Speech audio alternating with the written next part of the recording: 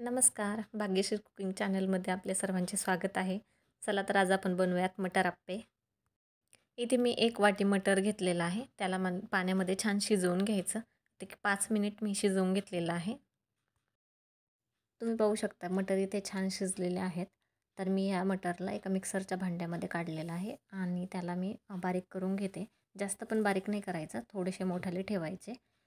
हे पूर्ण मिश्रण मी मटरचे एका भांड्यामध्ये काढून घेतलेलं आहे. आता याच्यामध्ये मी एक बारीक रवा टाकलेला आहे. रवा बारीकच घ्यायचा जेणेकरून तो व्यवस्थित मिक्स होईल आणि याच्यामध्ये चवीनुसार मीठ टाकलेलं आहे.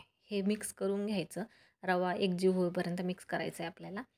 इथे मी पाव कप दही टाकलेलं आहे. आता हे दही चांगलं मिक्स करून घ्यायचं. एकजीव होईपर्यंत चांगलं मिक्स करायचं. आता इथे मी 1 कप पाणी घेतलेलं आहे आणि हे पाणी थोडं थोडं करत मिक्स करायचं. सो पाणी जसं आपल्याला हवं असेल तसं पाण्याने हे मिश्रण एकजीव करून घ्यायचं. आता जे आपले रव्याचे आप्पे वगैरे असतात त्याला जसं बॅटर लागतं तसं आपल्याला करायचं आहे. हे मिश्रण मी इथे 10 मिनटासाठी भिजवत ठेवलं होतं झाकून. तर इथे पाहू शकता इथं मस्त भिजलेला आहे रवा आपला. आता याच्यामध्ये मी त्याच 1 कपामध्ये जे पाणी घेतलं होतं त्यातलंच थोडं थोडं पाणी इथे ॲड करते आणि हे चांगलं मिक्स करून घेते. हे छान मिक्स करून घ्यायचं. इथे हे छान मिक्स झालेलं आहे. याच्यामध्ये मी बारीक चिरलेला कांदा, कोथिंबीर टाकलेली आहे आणि याला छान मिक्स करून घेते. आता कांदा आणि कोथिंबीर छान मिक्स करून घ्यायची.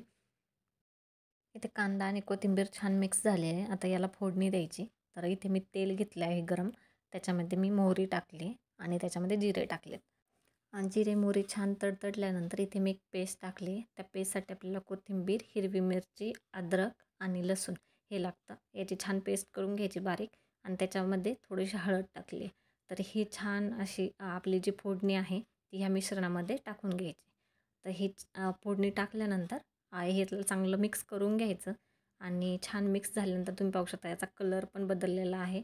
एकदम छान असा वास येतो. आता याच्यामध्ये मी थोडासा खाता सोडा टाकलेला आहे जेणेकरून आपले आप्पे छान फुगावेत म्हणून. तर खाता सोडा टाकल्यानंतर आपल्याला थोडंसं पाणी मी 1 चमचाभर पाणी टाकलेलं आहे. तर आता हे मिश्रण एकदम व्यवस्थित आपल्याला आप्पे तयार करण्यासाठी झालेलं आहे. आता हे आप्याचं भांडं मी आधीच 2-3 मिनटं गॅसवरती ठेवलं होतं गरम करण्यासाठी आणि त्याच्यामध्ये मी थोडंसं तेल टाकून सगळं मिक्स करून घेतलं. म्हणजे तेल सगळ्या आप्या पात्र जे आहे त्याला पूर्ण लावून घेतलं आहे. आता हे जे मिश्रण बनवलं आहे ते चमच्याच्या साहाय्याने आपण याच्यामध्ये टाकून घेतो आहे. तर हे मिश्रण छान सगळीकडे टाकून घ्यायचं पूर्ण आप्पे पात्रामध्ये आणि ते पाहू शकता एकदम छान आपलं असं मिश्रण सगळीकडे टाकलेलं आहे आपण आणि त्याच्यावरती आपण थोडं थोडं तेल टाकलं आहे जेणेकरून आपले आप्पे चिकटवू नये. इथे 5 मिनिट झाकण ठेवून मी हे आप्पे वाफवून घेतलेले आहेत. तर इथे पाहू शकता तुम्ही न चिपकता हे आप्पे एकदम छान असे निघत आहेत आणि आपण याच्या दुसऱ्या साईडने पण आपल्याला हे असे छान भाजून घ्यायचे. तर हे गोल्डन कलर येऊपर्यंत छान असे भाजायचे. इथे मी थोडं थोडं तेल पण टाकलेलं आहे जेणेकरून छान आप्पे आपले असे खरपूस भाजावेत म्हणून. इथे पाहू शकता तुम्ही एकदम छान असे आप्पे आपले खरपूस भाजलेले आहेत. तर हे एक आप्पे खायला पण एकदम भारी लागतात आणि हे हेल्दी पण आहेत आणि हा आता सध्या मटरचा सीझन आहे तर एकदम भारी आहे.